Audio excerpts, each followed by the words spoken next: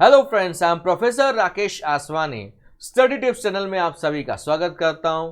Friends, आज हम chapter number 3 business environment का पार्ट 2 कवर करने जा रहे हैं, जिसमें हम देखेंगे introduction of business environment and importance of business environment. तो बिजनेस एनवायरनमेंट क्या होता है और इसका महत्व आज हम डिस्कस करने वाले हैं। फ्रेंड्स, अगर आप इस चैनल पर नए हैं तो इस चैनल को जल्दी से सब्सक्राइब कीजिए, बेल आइकन प्रेस करना ना भूलें ताकि फ्यूचर वीडियोस का आपको नोटिफिकेशन मिल सके। फ्रेंड्स, एकदम ही सिंपल तरीके से मैं आपको चीज़ें समझाने जा रहा हूं ताकि लंबे समय तक आपको चीज़ें याद रहेंगी, तो फ्यूचर में भी आपको ये चीज़ें काम आएंगी। तो चलिए दोस्तों, स्टार्ट करते हैं introduction of business environment.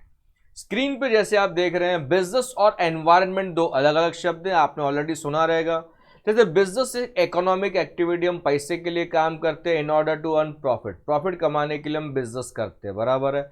Environment का मतलब होता है सराउंडिंग्स। तो बिजनेस से रिलेटेड जो एनवायरनमेंट होता है उसको हम बोलते हैं बिजनेस एनवायरनमेंट, यानी बिजनेस के जो सराउंडिंग्स हैं। अब बिजनेस एनवायरनमेंट दो प्रकार का होता है। Environment is like a climate. जैसे क्लाइमेट घर के अंदर का होता है तो वो इंटरनल एनवायरनमेंट होता है, घर के बाहर का जो क्लाइमेट है वो एक्सटर्नल एनवायरनमेंट है। तो इंटरनल और एक्सटर्नल दोनों में से हम किसे कंट्रोल कर सकते हैं? इंटरनल को कंट्रोल कर सकते हैं, बट हम एक्सटर्नल को कंट्रोल नहीं कर सकते। हमें उसके हिसाब से एडेप्ट करना पड़ेगा, एडजस्ट करना पड़ेगा। इसके स्क्रीन पे आपको एक वर्ड दिख रहा है, स्वॉट एनालिसिस। ये सबको पता होना चाहिए। स्वॉट का full form strength, weakness, opportunities, threats. Strength and weaknesses internal में आते हैं, अपॉर्चुनिटीज एंड थ्रेट्स एक्सटर्नल में आते हैं। जैसे कोरोना की वजह से कुछ लोगों के बिजनेस पे फर्क पड़ा, तो वो क्या था? अपॉर्चुनिटी था या थ्रेट था? कोरोना की वजह से लोगों के बिजनेस पे असर हुआ, तो वो अपॉर्चुनिटी है या थ्रेट्स है? जल्दी बोलिए। आपने कहा वो थ्रेट है।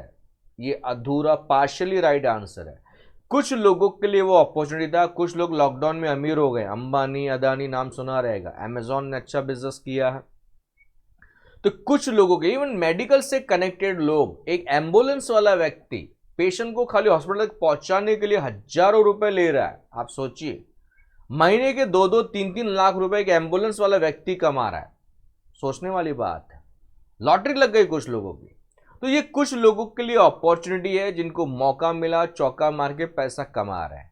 लेकिन जिनके बिजनेस पे नेगेटिव इंपैक्ट आए, ये उनके लिए थ्रेट्स है, डेंजर्स है। तो हमें उसके हिसाब से एडप्ट करना पड़ेगा। हमें अपने आप को सिचुएशन से बाहर निकालना पड़ेगा। तो यही हम सीखने वाले हैं इस पूरे चैप्टर में। ज्यादा करके बिजनेस एनवायरनमेंट में हम एक्सटर्नल एनवायरनमेंट की बात करेंगे, जिसका हमारे बिजनेस पे सबसे ज्यादा असर होता है और जिसको हम कंट्रोल नहीं कर सकते। तो शॉर्ट का फुल फॉर्म याद हो गया, strength, weaknesses, opportunities and threats. आगे बढ़ते हैं दोस्तों। इंट्रोडक्शन ऑफ बिजनेस एनवायरनमेंट में आप चेक कर सकते हैं, पहला जो लाइन है कि वर्ड एनवायरनमेंट कहां से आया? फ्रेंच वर्ड एनवायरन, जिसका मतलब होता है सराउंडिंग। एनवायरनमेंट वर्ड कहां से आया? फ्रेंच वर्ड एनवायरनमेंट, जिसका मतलब होता है सराउंडिंग्स। और सेकेंड पॉइंट में जो लिखा है मैं बता चुका हूं कि एनवायरनमेंट दो प्रकार का होता है, internal and external. Third point आपका इसका मीनिंग है जो आपको याद करनी है कि term business environment means sum total of all individuals, institutions and other forces. Sum total of यानी सब मिला के, यानी एग्रीगेट ऑफ ऑल इंडिविजुअल्स, जितने भी लोग हैं, इंस्टीट्यूशंस हैं या फोर्सेस हैं। फोर्सेस क्या है वो नेक्स्ट पॉइंट में आपको पता चलेगा, जो दिया गया है मैं आप थोड़ी देर में बताने वाला हूं। That are outside the control of the business, यानी ये जितनी भी चीजें हैं ये हमारे कंट्रोल के बाहर है। बिजनेसमैन इसको कंट्रोल नहीं कर सकता, but may affect it's performance. ये हमारे परफॉर्मेंस पे अफेक्ट कर सकते हैं, असर कर सकते हैं। वो असर पॉजिटिव होगा तो बिजनेस बढ़ेगा, नेगेटिव होगा तो बिजनेस घटेगा। अब नेक्स्ट पॉइंट उसी से कनेक्टेड है, 10 economic, social, political, technological and other forces. ये अलग अलग फोर्सेस हैं, आगे कमिंग वीडियोस में आप डिटेल में सीखने वाले हैं। यानी ये अलग अलग प्रकार के एनवायरनमेंट है, economic environment, social environment, political environment, technological environment. ये सारे फोर्सेस जो बिजनेस एंटरप्राइज पे असर करते हैं, and they are the part of environment. जो टोटल एनवायरनमेंट है ये सब उसके छोटे छोटे पार्ट्स हैं।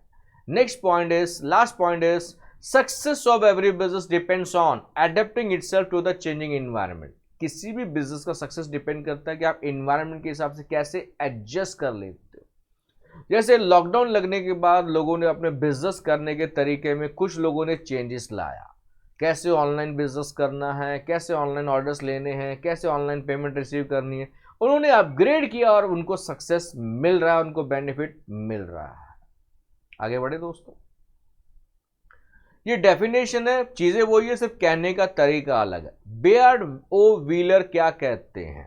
The total of all the things, total of all the things, जितनी भी चीजें एक्सटर्नल टू द फर्म है, यानी हम एक्सटर्नल एनवायरमेंट की बात कर रहे हैं, firm and industries which affects their organisation operation, जो चीज हमारे बिजनेस पे असर करेगी, ज्यादा करके वो एक्सटर्नल चीजें होंगी जो हमारे बिजनेस पे असर करेंगी, और जिस पे हमारा कोई कंट्रोल नहीं होगा उसी को हमने नाम दे दिया बिजनेस एनवायरनमेंट। सिंपल है दोस्तों। अब इंपॉर्टेंस ऑफ बिजनेस एनवायरनमेंट की हम बात करें तो पहला point, identification of opportunities to get first mover advantage. अब फ्रेंड्स क्या होता है, बिजनेस एनवायरनमेंट ना बदलते रहता है, हमें मौका दे के चौका मारना चाहिए। That is opportunity, you have to grab the opportunity. समझाने के लिए वहां पे ब्लू कलर में एग्जांपल दिया फर्स्ट पॉइंट में, देखिए Maruti Udyog became the leader in small car market. Yes, पुराने जमाने में, आपको पता नहीं है, आपके नॉलेज के लिए बता रहा हूं, आप अपने मम्मी पापा से कंफर्म कर सकते हैं, पुराने जमाने में एम्बेसडर कार बहुत मजबूत कार थी, वो चलती थी। आज भी कुछ मंत्री लोग उसका इस्तेमाल करते, लेकिन वो बहुत कम इस्तेमाल करते। पुराने जमाने में एम्बेसडर जैसी कार का इस्तेमाल किया जाता था, वो बड़ी कार थी। लेकिन जो मारुति जैसी कंपनी ने रियलाइज किया कि पॉपुलेशन बढ़ रहा है, रोड्स छोटे होते जा रहे हैं, गलियों में से कार कैसे निकालें, तो उन्होंने छोटी कार को इंट्रोड्यूस किया, क्योंकि उन्होंने अंदाजा लगा लिया था कि फ्यूचर में छोटी कार का एक बहुत बड़ा मार्केट होने वाला है इंडिया। और उन्होंने छोटी कार इंट्रोड्यूस की मारुति 800 के नाम से। फिर बाद में उसमें कई सारे चेंजेस किए गए। अभी तो आपको मारुति के बारे में मुझे ज़्यादा बताने की जरूरत नहीं है, क्या क्या वेरिएंट्स अवेलेबल है, क्या क्या मॉडल्स अवेलेबल है, सब आपको पता है। तो इस तरह से वो फर्स्ट मूवर एडवांटेज ले सकते हैं, यानी जो व्यक्ति पहले चीज़ को इंट्रोड्यूस करता है ना, उसको बेनिफिट मिलता है।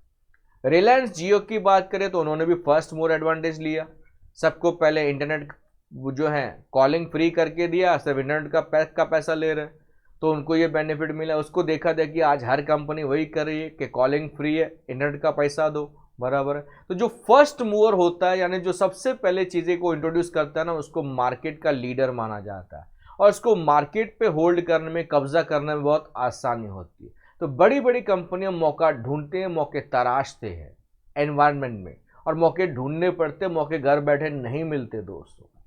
सेकेंड पॉइंट उसी से कनेक्टेड है, उसका ऑपोजिट है, identification of threats and early warning signal. Yes, business environment ने जब हमारे बिजनेस पे नेगेटिव इंपैक्ट लाता है, हमारा बिजनेस जब कब होना स्टार्ट होता है, तो ये एक सिग्नल होता है कि अभी हमें बिजनेस में कुछ बदलाव लाने पड़ेंगे। बेस्ट एग्जांपल है बजाज ऑटो का। एक टाइम था बजाज कंपनी का स्कूटर चलता था, टू व्हीलर, बजाज चेतक, सुना देखा रहेगा आपने, बजाज चेतक एक टाइम था।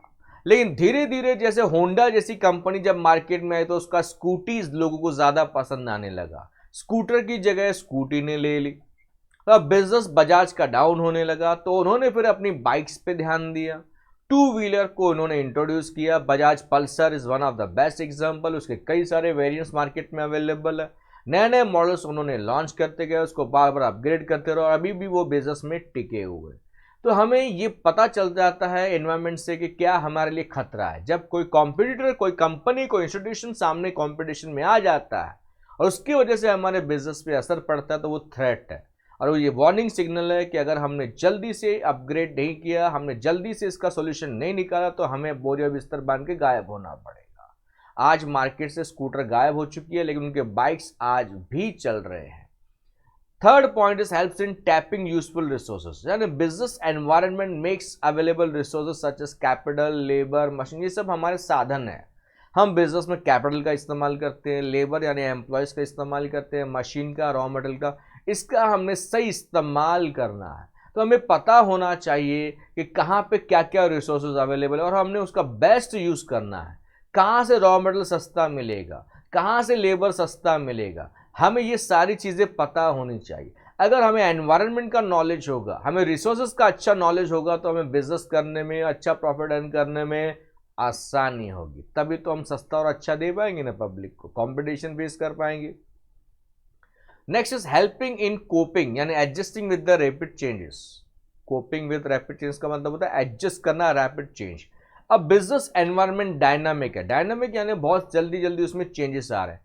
कंटिन्यूसली स्टडी किया गया है बिजनेस एनवायरनमेंट को, पाया गया कि उसमें बहुत सारे चेंजेस आ रहे हैं, बदलाव आ रहे हैं, तो वो हिसाब से हमें एडजस्ट करना बहुत जरूरी है। जैसे फॉर एग्जांपल टेक्नोलॉजिकल चेंज की बात करते हैं, आज हम स्मार्टफोन पे आ गए, कीपैड वाले फोन बहुत कम बिक रहे हैं, स्मार्टफोन ज्यादा बिक रहे हैं, बार बार स्मार्टफोन को अपग्रेड किया जा रहा है, आज हम 5G तक हम पहुंच गए, तो वो हिसाब से हमने एडजस्ट करना पड़ेगा, वो हिसाब से हमने मार्केट में प्रोडक्ट्स लॉन्च करने पड़ेंगे, वरना अपना माल बिकने वाला नहीं है। Next is assistance in planning and policy formation. Assistance यानी हेल्प्स, बिजनेस एनवायरनमेंट हेल्प करता है in planning and policy formation. अब क्या होता है, जब बिजनेस एनवायरनमेंट को हम अंडरस्टैंड करते हैं, समझते हैं, उसका डिटेल स्टडी यानी एनालिसिस करते हैं, तो अकॉर्डिंगली हमें पता चलता है कि फ्यूचर में क्या आने वाला है, फ्यूचर में क्या होने वाला है। अकॉर्डिंगली हम प्लानिंग करते हैं, पॉलिसी फॉर्मुलेशन करते हैं, ताकि हम उस सिचुएशन को फेस कर सके। समझाने के लिए ब्लू कलर में आपको एग्जांपल दिया गया है, entry of new firms in the market. कल को 4 कंपनियां मार्केट में नई आ गई, या इसका मतलब है कि कंपटीशन का लेवल बढ़ गया है। तो अभी हमें सोचना पड़ेगा इस कंपटीशन में हम सरवाइव कैसे करेंगे, कैसे हम कंपटीशन को हराएंगे। बेस्ट एग्जांपल मैं आपको जियो का दे देता हूं। पहले से मार्केट में कई सारे सेलफोन नेटवर्क बेचने वाली कंपनियां थी, जियो को भी पता था कैसे उन्होंने मार्केट में एंट्री करी और कैसे सबको मार्केट से भगाया और खुद मार्केट का लीडर बन बैठा। एग्जांपल आपके सामने है, आप ही के सामने जियो लॉन्च हुआ, बराबर है। जियो आने के बाद कितनी सारी नेटवर्क की कंपनियां बंद हो गई, क्योंकि वो सिचुएशन को फेस ही नहीं कर पाया, उनका प्लानिंग इतना सक्सेसफुल नहीं रहा। Next point is helps in improving performance. Yes, अगर आप बिजनेस एनवायरनमेंट को सही ढंग से मॉनिटर करते हो और उसका सही एनालिसिस करते हो, सही अंदाजा लगाते हो, तो डेफिनेटली आपको बिजनेस में सक्सेस मिलेगा इन द लॉन्ग रन। और अभी अभी मैंने बेस्ट एग्जांपल जियो का आपके सामने रखा कि कैसे मुकेश भाई अंबानी ने अंदाजा लगा लिया कि फ्यूचर में सब इंटरनेट यूज करने वाले हैं, तो भाई नेट का खाली पैसा दो, कॉलिंग फ्री करके वो कैसे सबके मोबाइल फोन में घुस गए हैं। लोगों ने जियो का सिम कार्ड ये बोल के लिया था कि कुछ समय बाद हम उसको निकाल देंगे, ये मेरा टेम्परेरी नंबर है। आज आपके मोबाइल में मोर देन 50% जो कॉन्टैक्ट सेव है ना, वो जियो के नाम से ही सेव है। जियो पप्पा, जियो मम्मी, जियो फ्रेंड के नाम से सेव किए हुए रहेंगे आपने। यानी हर एक के जो 2-2 नंबर हैं, तो एक नंबर तो मैक्सिमम लोगों को जियो के नाम से रहेगा। तो किस तरह से उन्होंने इतने मार्केट पे कब्जा किया और कैसे सक्सेस पाया। तो friends, importance of business environment में हमने 6 चीजें हमने कवर की, जो आपके सामने स्क्रीन पर है। स्क्रीनशॉट लेके रखिएगा, बहुत मेहनत से आपके लिए एक एक स्लाइड बनाई गई है, ताकि आपका लर्निंग का प्रोसेस आसान हो जाए और आप इसको बहुत अच्छे से तैयार कर सकें। फ्रेंड्स, मैक्सिमम लोगों तक आपने शेयर करना है, क्योंकि शेयरिंग ही केयरिंग है। तभी मैं आपके लिए कई सारे वीडियोस और बना पाऊंगा। मैं आपके लिए एक्सरसाइज का पार्ट भी ला रहा हूँ, टेक्स्ट बुक के पीछे जितने भी क्वेश्चन है उसके आंसर्स बना के भी मैं आपको देने वाला हूँ। बस शर्त यही है कि मेरे वीडियोस को अच्छा रिस्पॉन्स मिलना चाहिए। फ्रेंड्स, आपको अगर मेरे वीडियोस देखने हैं तो 3 ऑप्शंस हैं। पहला, आप डिस्क्रिप्शन को चेक करेंगे, उसमें कई सारे वीडियोस का लिंक दिया रहता है, आप जिस पे चाहें क्लिक कर सकते हो, वीडियो डायरेक्टली ऑन होगा। दूसरा, आप मुझे इंस्टाग्राम पे फॉलो कर सकते हैं, my Instagram ID is IMROC sir. क्या होता है, मैं जो भी वीडियो अपलोड करता हूँ तो उसका ट्रेलर मैं इंस्टाग्राम पे पोस्ट करते रहता हूँ। डेली मैं कोई ना कोई वीडियो अपलोड करते रहता हूँ। अगर आपको लगता है कि वो आपके काम का है तो आपको ये बेनिफिट मिल सकता है, आप यूट्यूब पे जाकर उस वीडियो को चेक कर सकते हैं। तीसरा, अगर आपको मेरे कई सारे वीडियोस चेक करने हैं तो ऊपर लिखा हुआ है कि आप जैसे ही मेरे चैनल स्टडी टिप्स पे क्लिक करेंगे तो होम पेज ओपन होगा। वो पेज पे आपको एक वर्ड दिखेगा प्लेलिस्ट, वहाँ पे क्लिक करना है। चैप्टर वाइज और स्टैंडर्ड वाइज वीडियोस बने हुए हैं, जिस चैप्टर के जिस स्टैंडर्ड के आपको वीडियोस देखने आप देख सकते हैं, ताकि आपको वीडियोस ढूंढने में ज़्यादा मेहनत ना लेनी पड़े। Thank you all for your love and support.